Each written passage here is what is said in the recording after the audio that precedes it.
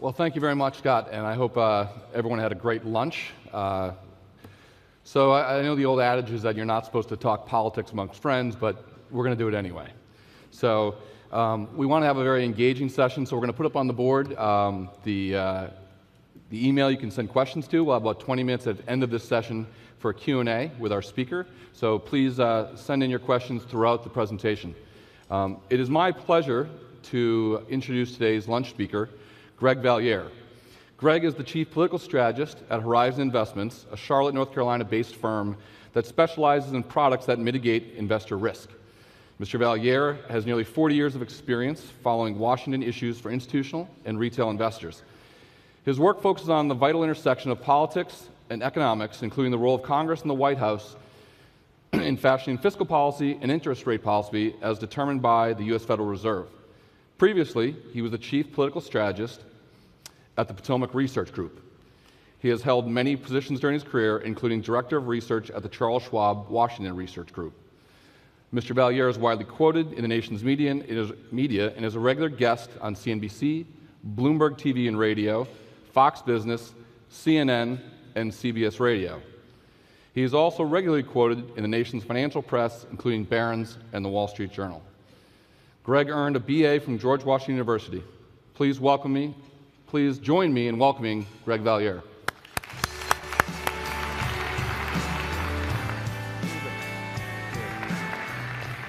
Well, thank you, Brian. I am really thrilled to be here because I see so many friends of mine in the audience. I see some down here at the head table, old friends. And since it is a room full of old friends, I'm going to begin by asking all of you a favor, and that is don't shoot the messenger for the next hour or so as I talk about what's going on in this election, and then we're going to have some Q&A with Brian at the end. I've never seen anything like this in my life. This has been the most extraordinary election, and it's still mid-April. I would say at the outset that I do not come here as a right-winger or left-winger. I'm not here as an ideologue. I think I'm a cynic more than anything else. I'm not rooting for anyone, but I'll let you in on a little secret. I am rooting for one thing, I must admit, and that is if Donald Trump wins the election, I am rooting that Inauguration Day would be really windy. That would, I think that would, see that thing flying around, that would really amuse me. Well, obviously I'm going to talk about the election and the investment implications. I'm going to end with kind of a rant about how, to my regret, we're not talking about the serious issues. But let me start, as I always do, with 2 or 3 minutes on the economy, where things are headed. As you all know, the first quarter is going to look terrible, probably growth with a zero handle, 0.4, 0.5. I've talked to more and more economists and people at the Fed who are beginning to think there is a measurement problem with the first quarter. This will be the third first quarter in a row that was terrible. Does it have to do with health benefits? Does it have to do with people like Uber drivers who don't pay their taxes until the very end? I'm not sure what the answer is. But I think there may be a measurement problem, and I am in the camp that believes the economy will bounce back pretty nicely in the spring and summer. That's the view within the Fed. So in all the years I've covered the Fed, this is one of the rare times where there's a significant disagreement within the Fed. It's not like the Republican Party. They're not making fun of each other's spouses or anything. But it is a Fed that is fundamentally torn between, on the one hand, hawks, headed by Stan Fisher, the vice chairman, who see maybe some signs of inflation beginning to percolate. And on the other hand, Janet Yellen, who I think would like to wait for a while. Bill Dudley is in that camp. I had thought until the last few days we'd get a move in June, and that would probably be it until the end of the year. Now I'm not even sure about a move in June. I think it's a closer call. The data have looked pretty soft. So this is still going to be a market-friendly Fed, in my opinion, even though it makes me crazy, and it probably makes all of you crazy, to hear this open-mouth policy. Yesterday, last week, I think it was Tuesday or Wednesday, there were 4 Fed governors speaking. But how can you keep track of what they're going to do when everybody has a different opinion and they seemingly speak every day?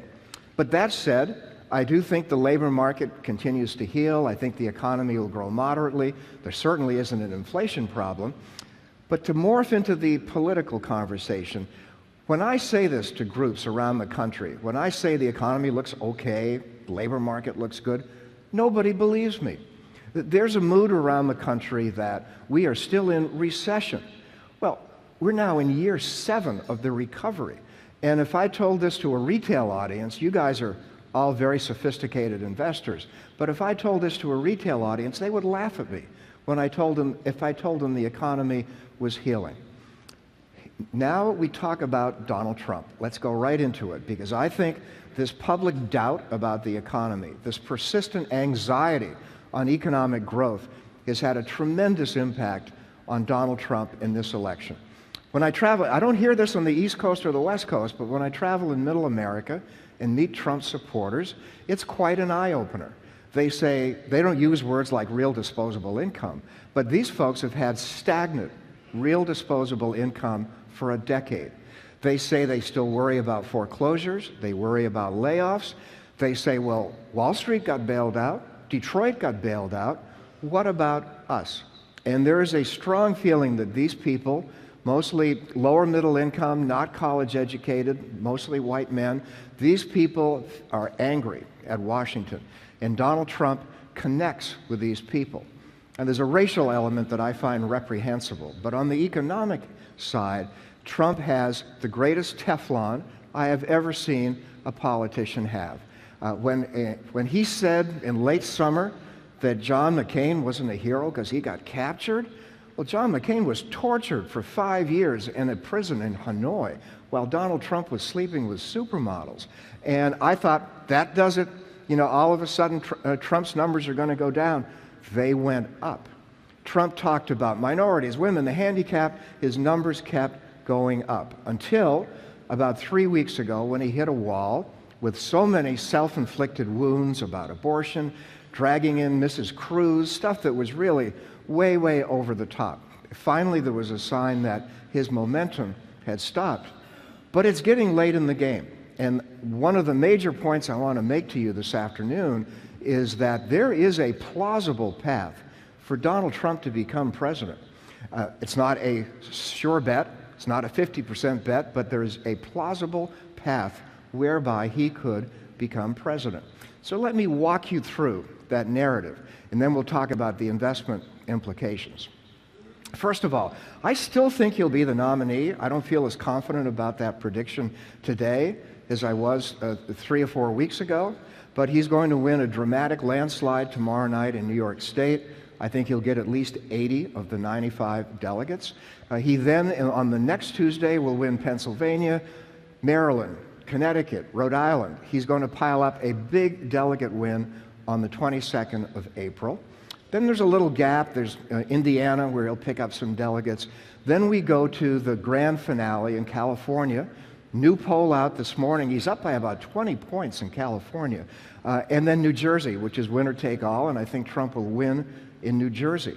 So I think he goes to Cleveland with close to 1237. That's the magic number, as you all know. He might go to Cleveland with 1220. He might be a little bit short. It's not out of the question that he's 2 or 3 dozen delegates short. But I have to ask the question, if he goes to Cleveland with a clear plurality, a 500 delegate lead over Ted Cruz, if he goes to Cleveland after winning 3.5 million more votes than Ted Cruz, is the party really going to deny him the nomination? Now, I could talk all afternoon, and I won't. It's eye-glazing to talk about the delegate selection process. What an arcane subject that is. But Cruz and his team have mastered it. Trump, I think, out of laziness or inattention to detail or hubris, decided not to challenge these states like Wyoming. But at the same time, this has given Cruz an opportunity to deny perhaps Trump a first ballot victory. If that were to happen, if Trump misses by 8 votes in winning the nomination in Cleveland, I don't think he'll do better on the second ballot. He'll start to do worse because some of his delegates will be allowed to peel off in the second, third, and fourth ballots. So I would argue if Trump can't win on the first ballot, he's in deep, deep trouble. That said, I think his momentum picks up big time starting tomorrow night, and he's got a very seductive argument now, and that is the establishment, the powers that be, are trying to deny him something that the voters want. even though Trump has not won a majority in any primary. He probably will tomorrow night. So I still think he's the narrow favorite. One of my reasons for saying that is, quite frankly, Ted Cruz is not the most likable guy in the world. I think if you talk to any Republican in Washington, they would echo the comment made by Bob Dole, who I know, who's 92 years old, a great American, not getting around too good. But Bob Dole was asked a few weeks ago what he thought of Cruz. In a typical Bob Dole style, he said, nobody likes him. That pretty much summarizes the view in Washington about Ted Cruz. So it's not as if Trump is running against Winston Churchill here. I think that Cruz is going to have a hard time picking up the nomination. The great irony here is that there's another candidate who beats Hillary Clinton easily, Trump loses badly, who has been a really good governor, who is a first-rate member of the House, who's a decent guy, moderate, likable, and that, of course, is John Kasich of Ohio. I'm sure you saw the story in Barron's a couple of weeks ago. I was quoted in there, and I think most people I come across say Kasich looks pretty normal. He probably would make a pretty good president. The problem is he's only won his home state. He's not going to win any of the primaries tomorrow or the next Tuesday. And I get the question all the time, what's the problem with Kasich? Why isn't he doing better? So I've asked my friends in Washington, poll takers and strategists, and they all say the same thing. He's not angry enough. The public wants someone really angry, apparently, and he's not. He's a good guy, middle-class guy from Ohio. So I don't see Kasich, and I certainly don't see any kind of last-minute savior. Paul Ryan has adamantly taken himself out. I don't see anybody else who could remotely have a chance who hasn't run to be the nominee. It is worth noting, however, in 1924, the Democrats had a convention that went to 103 ballots. I think if it goes to 103 ballots, people may be anxious to get out of Cleveland, go home, get some clean clothes, go back to their normal lives. So it could get interesting if it goes on and on and on. But I still think that Trump will get to Cleveland with just enough delegates to push him over the top. Well, if that's true, does he have a chance of winning? How could I possibly say that someone this controversial, who has the highest negative ratings I've ever seen in my career, negatives for women, negatives from African Americans, on and on and on, the Trump negatives are staggering. How could he possibly have a chance? Well, I point to two things. Number one, God forbid there's another terrorist incident, but there will be sometime. We can be guaranteed there'll be more. And you can chart Trump's approval numbers based on terrorism. After San Bernardino, after Paris, after Brussels, after all of these events, his numbers spiked because his rhetoric was so outraged, it was so bombastic that people liked it. They connected with him on that. But the major reason why I'm not willing to say that it's out of the question that he could win is how weak I think Hillary Clinton could be as a candidate. So let me spend some time. I want to list 5 reasons why I think that Hillary is hardly a shoo-in. I live in a city that pretty much has anointed Hillary Clinton as the next president, and I'd be a fool not to say she is the favorite, but I don't think she's the prohibitive favorite. So let me list 5 reasons why I think she could stumble very quickly. The first is history. History shows it's really hard for one party to win the White House 3 terms in a row. Since FDR, we've only had Reagan, Bush the first. That was it. It's usually 2 terms and out. Second reason I think she could be vulnerable is the damage that's being inflicted upon her by Bernie Sanders. Just a minute on Sanders. I think that you have to conclude that he is a phenomenon. The crowds he's gotten in New York this week have been extraordinary. He has inspired an entire generation of young people who will be around for quite some time. And let me just digress. I think for our industry, this is something to be concerned about, because all of these young people who adore him have great antipathy for banks, financial industry, Wall Street. This is something that's not going to go away. I think, frankly, some of his talk is demagogic, but at the same time, it's something we all have to worry about in our industry. But in the short run, Bernie Sanders has done one very damaging thing to Hillary. He has planted the seed that she is the candidate from Goldman Sachs. That's not a good place to be in 2016. that to tie her to Goldman Sachs is something that will not help her. And you have to ask the question, will all of these adoring young people turn out in November to vote for her, or will they stay at home? Big wild card. Third thing Hillary has to worry about is Bill. I would say he's more of a curse than a blessing at this point. He constantly makes it about him. He gave a speech in Harlem last week that was focused on his presidency, defending his agenda. At least once a week, Hillary's campaign has to clarify a statement that Bill made. But the biggest issue, and I'm not trying to be a wise guy, I'm not going to go for cheap laughs, but the biggest issue is Bill's sexual history. That's going to be a big deal in this campaign. Trump has already made it clear that it's going to be a big deal. Now, I have been told that Bill is no longer dating. I think he behaves himself now, but at the same time, Trump said something really quite chilling about 8 weeks ago. Hillary ripped into Trump for something he said about women, and bam, within an hour, Trump tweeted out, comparing Bill Clinton to Bill Cosby. Ouch, that's pretty harsh. And then he tweeted out something comparing the Clintons to this guy Anthony Weiner in New York. So Trump has made it clear that Bill's sexual history will be part of the debate. And I think for Hillary, who needs the support of college-educated professional women, who needs to run as a feminist, will have to perhaps face allegations in a very dirty campaign that not only did she look the other way, but perhaps she enabled Bill. That's going to be the Trump narrative. So I think Bill may be more of a negative than a positive. Then we come to the last two things she has to worry about. The fourth is that there are two poll findings that really has her camp worried. I mean, she's going to be the nominee. I mean, it may take superdelegates, but she's going to be the nominee. But there are two poll findings that have to be troubling.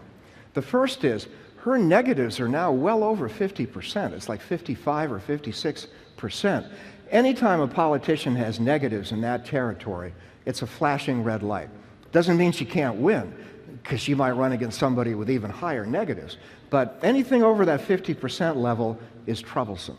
The other poll finding is even more troublesome, and that is a majority, a clear majority of Americans say they don't trust her. How do you get elected president if a majority of the public doesn't trust you? Well, you run against someone, I guess, even worse. The fifth thing, the final thing, the greatest wild card in this crazy election is, of course, all the investigations surrounding her. I think she'll probably finesse Benghazi as she has done before, but there is an alternative narrative about Benghazi that doesn't flatter her, but I think she'll get by on that. I have friends who are reporters who are still digging into the Clinton Foundation, and maybe there's more there. I mean, did people give money to the Clinton Foundation because there was an implicit quid pro quo? You know, you give us money, we'll give you access. You know, there may be more stories there. But the big one, the big story of all, obviously, is the FBI investigation into her personal server. The FBI has 120 agents working on this case, and they are now in the home stretch. They're interrogating her closest aides. They eventually will interrogate her. I've been around long enough to know that sometimes the real problem in a scandal is not the initial wrongdoing, it's the cover-up and the lies and the stories that come afterwards. You can't lie to the FBI. That's a big mistake. You don't want to do that. So many people have compared what she did to David Petraeus, but I don't think that's an accurate analogy. Petraeus took top-secret documents knowingly and passed them along to his mistress and then lied to the FBI. And I thought Petraeus was a great, great general, but he was lucky to get off on a misdemeanor charge. The more relevant analogy is John Deutsch, who was the head of the CIA about 12 or 13 years ago. He took top-secret documents and then passed them along, somewhat similar to what she did, and he pled guilty to a misdemeanor. And in the ultimate irony, in the last week of Bill Clinton's presidency, he pardoned John Deutsch. So we'll see how this unfolds. I talked to an advisor to Hillary a week or two ago who said something very telling. He said, look, if she's indicted, it's a problem. We know it would be a big problem. The other thing is, it's a lose-lose situation, because if she's not indicted, people will say, aha, the fix was in. Janet Lynch, she was never going to indict Hillary. And then you have to worry, as the Clinton campaign does, that lots of these FBI agents who would be disappointed to see all of their work go for naught, leaking to the Washington Post, to the New York Times, about just what they found. So this is a story that is not over. I think it still may have legs. It does provide that narrow window, that narrow opportunity for Trump to actually do pretty well if it's Trump against her. So let's talk briefly about the investment implications, depending on who might win. If it's Trump, I'll just start with the obvious, and that is, you all know the markets hate uncertainty. He would be the mother of all uncertainties, needless to say. But I would point to 4 specific things that he would do that I think the markets would be worried about. The first is he has virtually promised a trade war with China. And it's a little known fact, he doesn't need congressional approval. If his Commerce Department rules that China is unfairly subsidizing exports of steel, then the U.S. could retaliate. And he could, just through executive orders, have one retaliation after another against the Chinese. Now, I'd be the first one to say the Chinese don't play fair, they hack into all of our companies, they don't treat their dissidents well, they're getting more militaristic in Southeast Asia. But the financial markets would not like to see a trade war with China in early 2017. Second thing that the markets would worry about, I think, was a very real possibility of some major friction between Trump and Janet Yellen. Trump has aligned himself to a group, almost headed by Cruz, by the way, but Trump has aligned himself with a group that wants to sharply curb the Fed's authority, curb the authority of the New York Fed, audit the Fed. And this audit the Fed sounds benign. Like, who wouldn't want to see the Fed audit? It's not auditing the Fed's numbers, it's auditing the Fed's policies. And there are several other proposals that I think Trump would consider. He's already been quite harsh and quite critical toward Yellen. Do the financial markets really want to see a new president get into a spitting match with Janet Yellen? A third thing that the markets would worry about is the enormity of his tax cut, taking at least half of all Americans off the tax rolls. Every estimate I've seen talks about a price tag of at least 10 trillion with a T. And when Trump is asked, how could you possibly pay for that? And by the way, this 10 trillion, you can use static analysis, dynamic analysis, doesn't make much difference. And when Trump is asked how he would make up this revenue hole, he trots out the oldest cliche in politics. He says, we're going to get rid of waste, fraud, and abuse. I've been around for a long time, and when I hear that one, you just roll your eyes, because you know he doesn't have a real idea of how he would dramatically cut the deficit. And then the final thing, the fourth thing that I think the markets would have to worry about is simply his rhetoric toward the markets themselves. He's talked very harshly about Wall Street greed, wanting to take away tax breaks. I think he'd even look at a transaction tax. I don't see that getting enacted, by the way, but I think he'd look at that. Sometimes when I see Trump's quotes on the markets, I have to check just to make sure it wasn't Elizabeth Warren talking, that it was actually Donald Trump talking. So those are 4 things that I think the markets would worry about, but I have to be fair, and I would say there's one area where he could play a constructive role. Let me spend a minute or two on tax reform, because I think the stars will be in alignment next year for real tax reform. First of all, you've got 2 people in Congress who really want a deal. You've got Paul Ryan, who unquestionably is going to run for president in 2020, and then you've got a new Democratic leader in the Senate, replacing perhaps the most obstructionist Senate leader I've ever seen in my career. And that, of course, is Harry Reid, who'll be retiring, replaced by the ultimate wheeler-dealer. And that, of course, is Chuck Schumer. I've seen Schumer in the hallways on Capitol Hill with a cell phone in both ears. He loves to wheel and deal. He's quite good.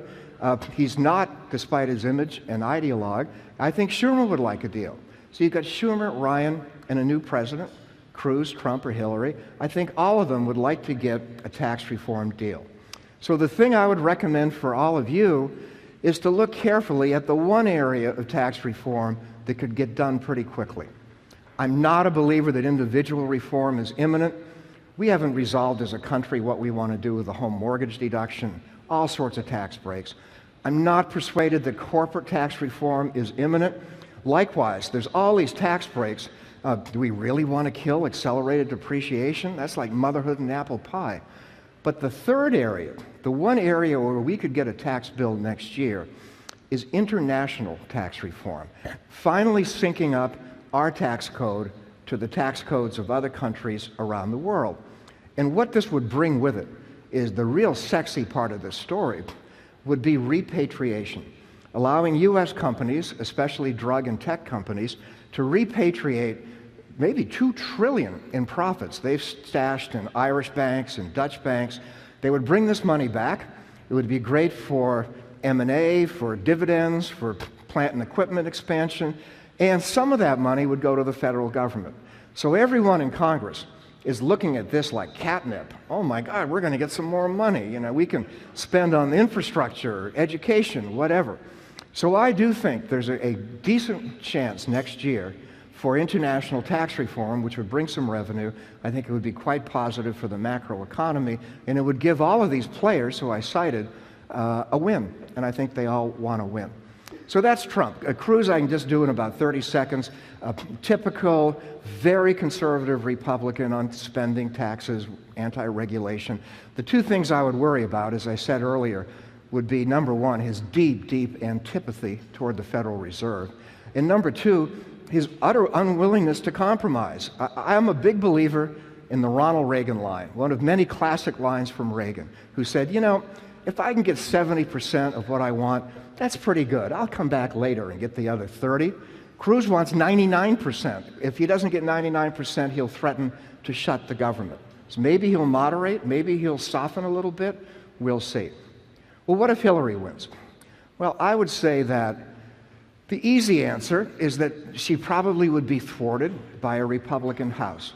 I think the Senate flips. Maybe during Q&A with Brian we can talk about the Senate. I think it flips back to the Democrats. But the House probably will hold, not definitely, because so many of these seats are in districts that have been gerrymandered since the last census, the last redistricting.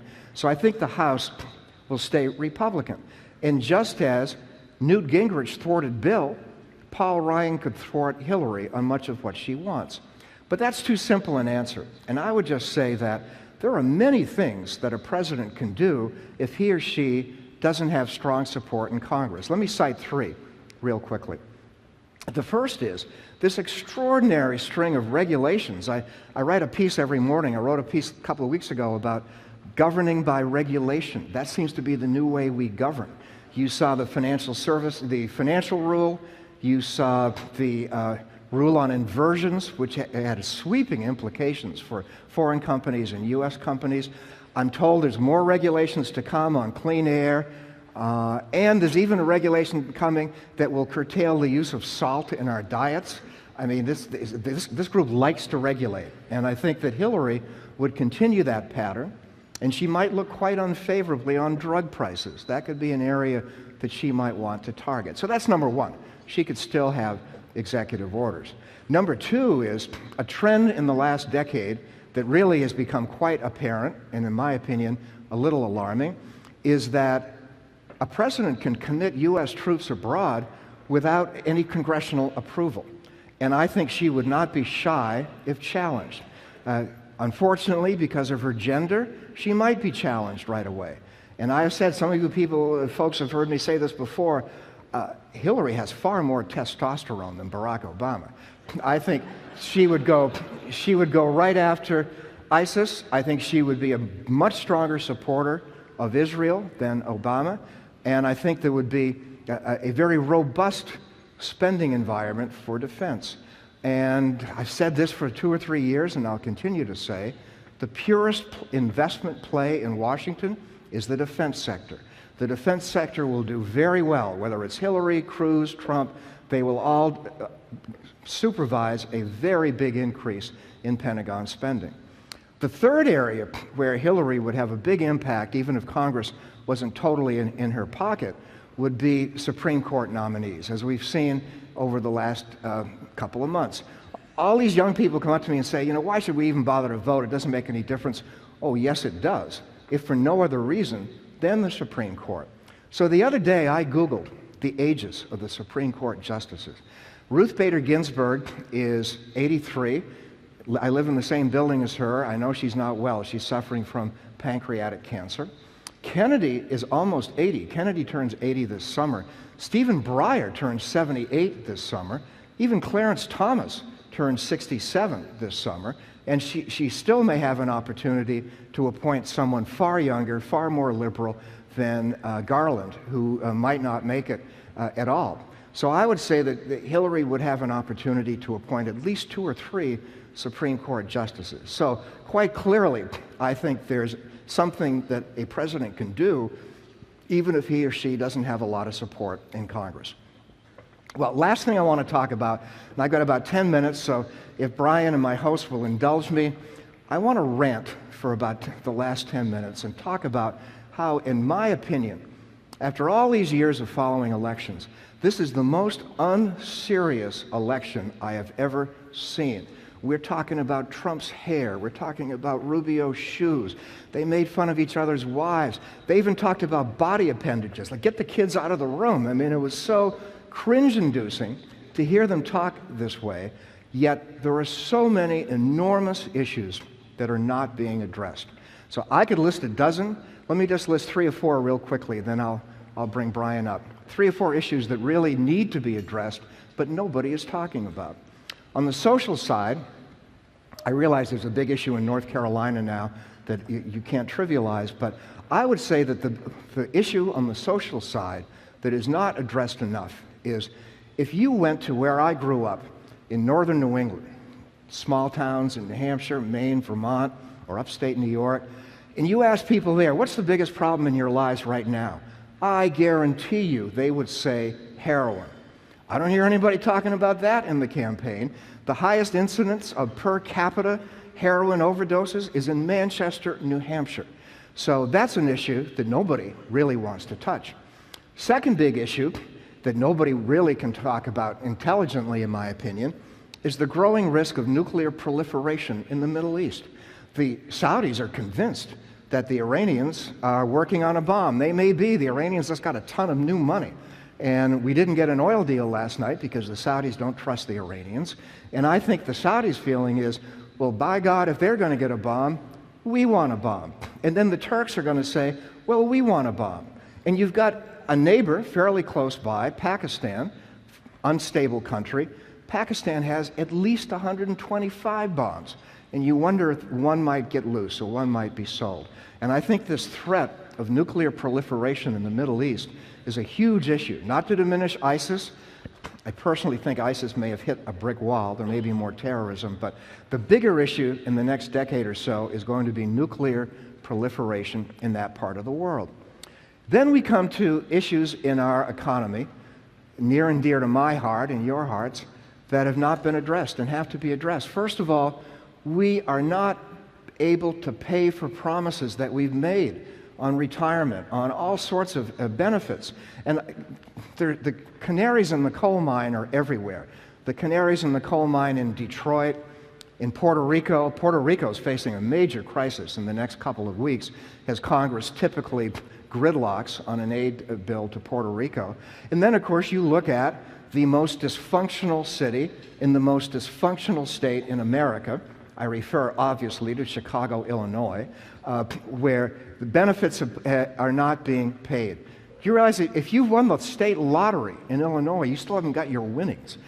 This is a state where over half of the previous living governors are incarcerated. And you have a situation where nobody can pay for these things. So what happens in this campaign? Candidates are talking about spending more money. Donald Trump and Bernie Sanders are united on many things, including their advocacy for more generous Social Security, when you'd think maybe some curbs would be necessary. I would say that if there's one answer to our problems, it would be stronger growth. I mean, we're limping along. What are we at? 2% if we're lucky for this year after a very weak first quarter. Is anyone really talking about a pro-growth program, making that the cornerstone of their campaign? I mean, I don't agree with Larry Kudlow on everything, but I think Larry is absolutely right that we need to have people talk about some more stimulus. But nobody is there. Nobody is talking about how to get this economy jump-started. So I would just close with a couple of anecdotes, factoids, whatever, that would reinforce my belief that these really serious issues on the economy and spending are not being addressed. The first example I would give is this, and some of you I'm sure have heard Erskine Bowles and Alan Simpson, lots of people who talk about this, but it's worth reiterating that 10 years from today, in the spring of 2026, if the Treasury 10-year bond yield was 4%, doesn't sound out of the question, if the bond yield was 4%, net borrowing costs would exceed all domestic spending. Just think about that. Net borrowing costs would exceed everything, railroads, Coast Guard, you name it, would be exceeded by net borrowing costs. The second point I'd make, second anecdote I'd make, is a story I think some of you have heard me say before, but just bear with me on this one. Several months ago, I took a group in to see Paul Ryan. Big fan of Ryan. I think he's first rate. He's not perfect. He's a good guy. He's bright. When we left, we all said the same thing. Now we know why Mitt Romney picked this guy. He's that good. So in the meeting, he made an impassioned plea to at least begin entitlement reform. Not huge cuts, but maybe something on the COLA, maybe changing the CPI calculation on the COLA.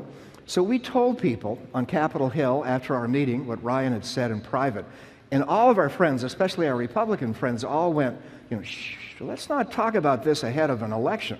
We want to win Florida. And I think the overwhelming consensus is that winning Florida is far more important than doing anything at all on entitlements. Doing anything on entitlements is radioactive. Nobody wants to go there. And as John Kennedy once famously said, it's much easier to fix the roof when the sun is shining than when it's raining out. And this is a time where we could perhaps begin some modest cuts on entitlements before this begins to eat us alive. But in this election, no way. This is going to quickly devolve into the nastiest, ugliest election in our lifetime, guaranteed, just throwing mud, acting like kids, and not addressing really serious issues. And as someone who's been doing this for a long time, it's very frustrating to see them not talk about things that probably everybody in this room would like to see a serious debate on. So end of rant.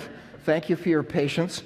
Just reiterate at the end, I do not see this economy headed for recession. I see decent growth. I see a labor market that continues to heal quite nicely. So there are some things to be good about. I just wish we had adults who were politicians rather than this group we've seen this year. So I'm going to stop there, and I'm going to bring Brian up for some questions. Thank you all very much. Thank you.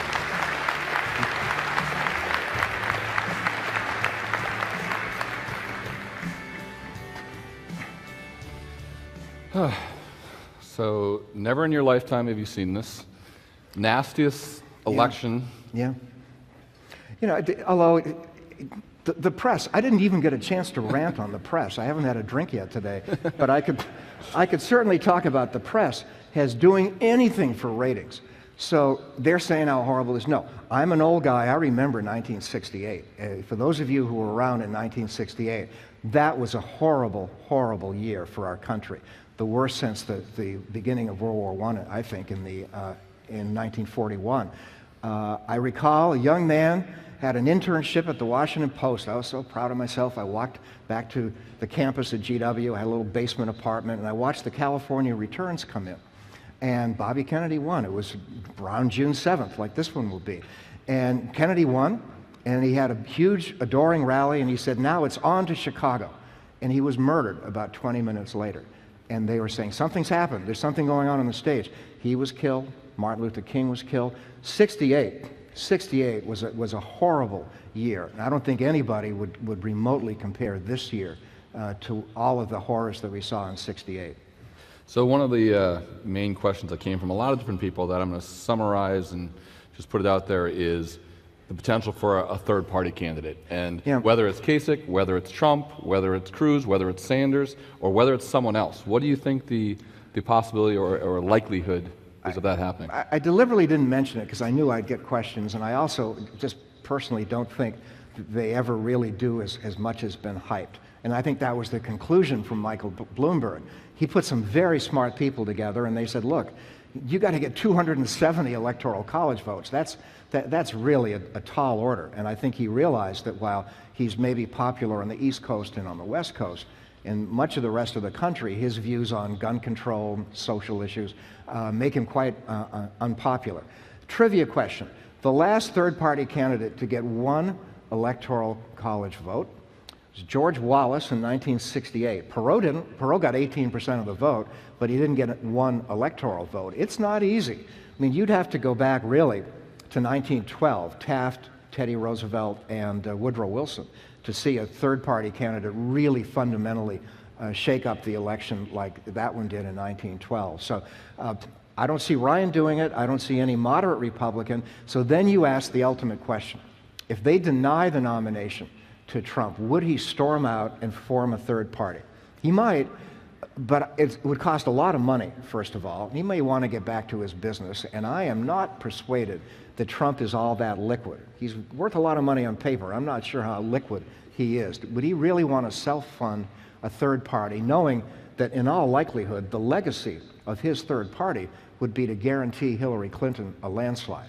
So I think at the end of the day, after a lot of huffing and puffing, Trump would probably say no.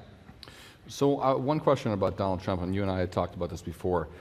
When he started his campaign, do you think he was all in? Personally, I think it was a branding opportunity for him. That there's a story that's going around. I was at this event. It was one of these White House press correspondents' dinners, and Trump was just eviscerated by Barack Obama, because Trump had talked about Obama being born in Kenya. So Obama said stuff like, did we really land on the moon, Donald? And he gave him a lot of grief. And Trump turned redder and redder and redder. And I'm told after that he was so enraged, he basically said, I'm going to get back at these sons of bitches. I'm going to run for president. Maybe it was a branding effort. I think by late summer of last year, he woke up one morning and said, oh my God, I could actually win this thing. And I don't think he thought it was likely, but everything fell in place. I think that's one reason why his campaign has been so lacking in details. I don't think he ever thought he'd get to this point, so he hasn't put together a team quite yet that can win these delegates. So you mentioned earlier that you don't necessarily see the two frontrunners stumbling going into the election. So who do each of them choose to balance themselves out as they're running? Well, let me take Trump first. Trump has three needs that he has to fill. The first is, believe it or not, he'd be the oldest president ever. And he's got to pick somebody. He's about 2 months older than when Reagan became president. He'd have to pick somebody young, number one. Number two, he's got to mend relations with Hispanics. My God, Hispanics give him like an 80% unfavorable rating. Number three, he's got to get somebody who has expertise on foreign policy. And there's someone who has all three, abundantly has all three. And that, of course, is Marco Rubio. But Rubio called Trump a con man. Can they kiss and make up? But Rubio be perfect. So my advice, totally unsolicited, to Marco Rubio, take the job, because Trump has said that his favorite foods are cheeseburgers, French fries, and steaks. He doesn't go to the gym just for actuarial reasons. I would take the job as his running mate. Why not? Something might happen. Otherwise, I think he would be thrilled to get Kasich. I don't think Kasich would bite. I'm not sure Kasich would want to play second fiddle to him. Maybe Cruz, we'll see. On the Democrat side, I've said for a while that I thought Hillary Clinton would not get real super creative, super funky with a Hispanic running mate or another woman. I think her gender alone is so unique that the ticket is special. So she doesn't need to do that. So I've been saying she needs to find a boring, middle-aged white guy. There's plenty of us around. A boring, middle-aged white guy who can maybe bring her some electoral college votes. And I'd say a great pick would be Mark Warner of Virginia, moderate Democrat, late 50s. Virginia's up to 13 electoral votes now. Maybe another pick would be Tim Kaine of Virginia. Maybe another pick would be a fellow by the name of Hickenlooper. Strange name, pretty good governor in Colorado, former mayor of Denver. Colorado's up to 9 votes now. So I think she would probably be more inclined, except for this one scenario. Sorry for a long answer. If, let's say, Bernie Sanders does not endorse her very enthusiastically, and Elizabeth Warren does not endorse it very enthusiastically, then she'd have to go left. And I think an intriguing pick would be Sherrod Brown of Ohio. Populist, anti-free trade, and boy, talk about a theme. I didn't even mention that. Anti-free trade is really quite a theme right now. But Sherrod Brown's a pretty good campaigner. Ohio has 18 votes. So I think he might be a possibility if she decides she has to move to the left. Some people have talked about Al Franken of Minnesota. I just think he probably smoked a lot of weed about 30 years. I'm sure there's some stories about Al Franken that might come back to haunt him, but he's apparently in the mix as well. So this is more about the dysfunction of the current government and as we stand today. But how would you look back on the last 8 years? What do you think have been the positives? What are the negatives? And really, I'm interested in your opinion on what needs to be changed. Well, can we stay till about 4 o'clock? let me just do it in a couple minutes. I mean, I think Obama's missed a lot of opportunities. I think history may judge him a little better than he's judged right now, but we'll see. I just never thought it was in his DNA to be a typical Bill Clinton, LBJ, Ronald Reagan politician who could cajole, persuade, bribe, threaten. I mean, some of the greats could deal with Congress like a Stradivarius. I thought that was not one of Obama's strong suits. His legacy, I think, will be, a deeply flawed health care plan that will stay in place. I don't think Obamacare is going anywhere. His legacy will be that the economy started to come back, but his critics will say, did it come back because of him or despite of him? I mean, that's a legitimate issue as well. I think another legacy is that the Democrats have lost a lot of support in House and Senate seats. They are not doing as well as they were doing when he took over. So it's a mixed picture. I would say, in fairness, I think that McConnell played his cards very transparently. In the first week, he said, we're going to try to block him every step of the way. And I think they have been obstructionist, and Obama didn't play well at it. Just another quick rant, I promise, this 30-second rant. When Scalia died, before his body was cold, Mitch McConnell came out and said, we're not going to consider Mother Teresa. We wouldn't even consider anybody. Well, if part of your argument is that Washington is broken and dysfunctional, why say something like that? That just proves the point that you're complicit with the breakage and the dysfunction. Had I been McConnell and didn't like this pick, I would have said, we'll have hearings, but then we got the August break, and then we got the 4th of July break before that. Then we're going to leave early for the elections, and he could just run out the clock. But McConnell's instincts immediately showed how bitterly divided Washington is. So the other part of your question, Brian, is I don't see a lot of hope that we're all of a sudden going to start singing Kumbaya and coming together. Not if the likely nominees are Clinton, Sanders, Trump, and Cruz. I certainly don't see much hope for any kind of consensus building. It's going to be more of the same. So changing gears a little bit to something that affects us in our industry was the new Department of Labor ruling. Yep. I'd be interested to hear any comments you might have about that ruling, what you're hearing about it, as well as maybe other reform to, say, Dodd-Frank. Yeah, first of all, I don't think any further action on Dodd-Frank is coming. When I hear all this stuff about breaking up the banks, I mean, give me a break. That's not going to happen. It's convenient for Sanders to say that, but stuff like that would never make it through the House, this very conservative House, with Jeb Hensarling, the head of the Financial Services Committee. And likewise, a transaction tax isn't going to make it either. As far as the financial advisors rule, my sense was they wanted to move quickly. They wanted to get out something by April. They want to get this on the books. They know there's an inevitable court challenge coming. But since I'm a political cynic, I thought they dragged it out quickly because they did not want to anger Elizabeth Warren. They need Elizabeth Warren's endorsement for Hillary, and I think if they had provoked her and watered it down, it would have made her very angry. And I'm not aware of what might come next, but I can tell you what amazes me is that probably 3/4 of Congress hate this rule. Virtually all Republicans and close to half of the Democrats, but they weren't able to stop it. So that speaks volumes to what a president can do just with regulations, without any kind of congressional passage. I think this pendulum is getting tilted way, way, way too far in one direction. So let's stick with the Congress a little bit. Sure. Regardless of who wins, whether it's Hillary or Trump or someone else, how do you think they'll interact with the Congress? How do you think the Congress will support them, or will it just be a stalemate? Well, first of all, Trump's going to find out really quickly he can't go to, say, Chuck Schumer and say, you're fired. That doesn't work that way. And he's going to have to deal with egos on Capitol Hill that are almost at his level of egos. So it's going to be a tough slog for him to try to get Congress to bend to his will.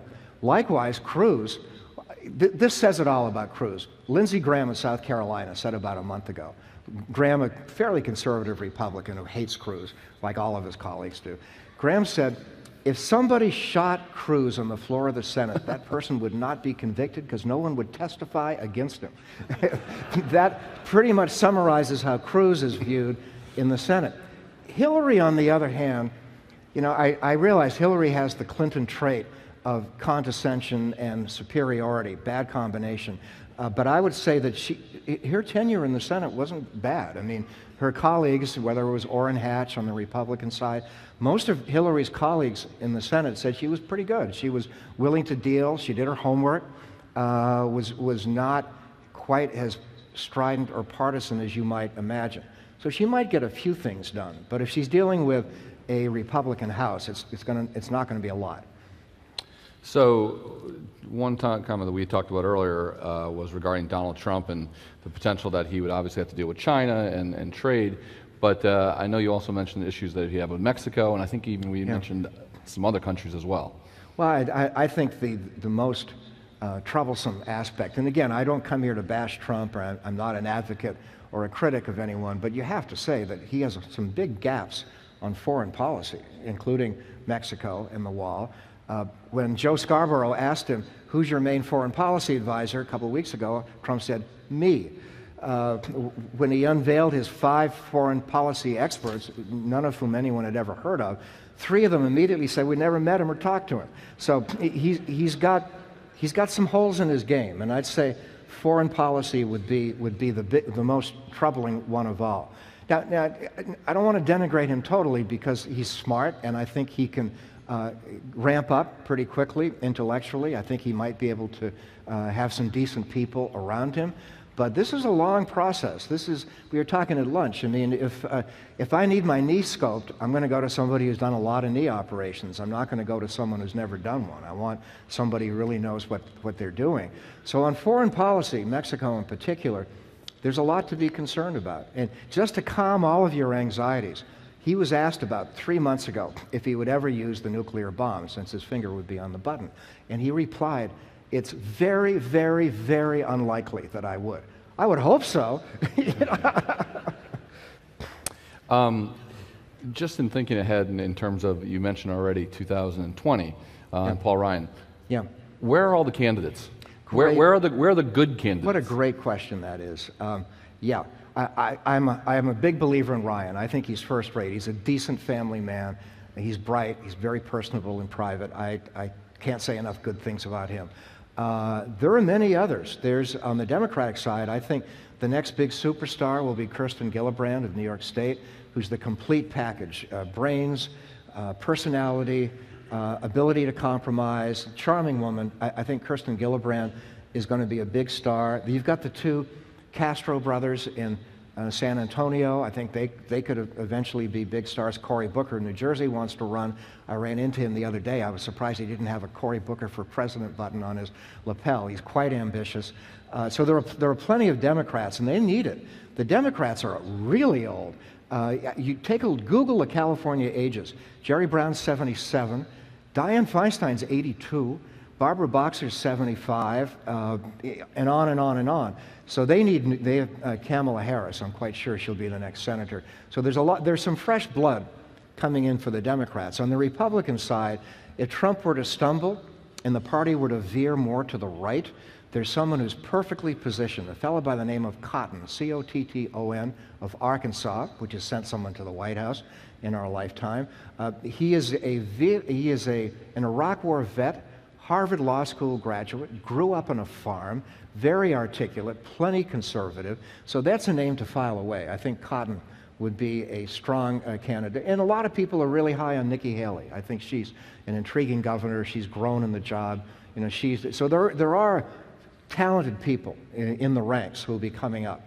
Unfortunately, we're not going to see a lot of them in the next few months. Well, we have run out of time. I'm sure there could be a number of more questions. Obviously, a thrilling campaign will be ahead in front of us, and very interested here. One thing that Greg does have is a daily letter that he puts out that he said that you can actually email him and get his daily news and daily thoughts on the election and the campaigns. Please join me in thanking Greg for his comments. Thank you. Thanks.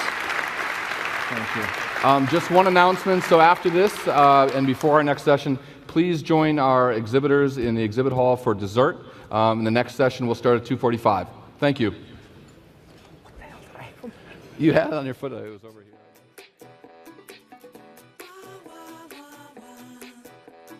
You ran away to the sun in California.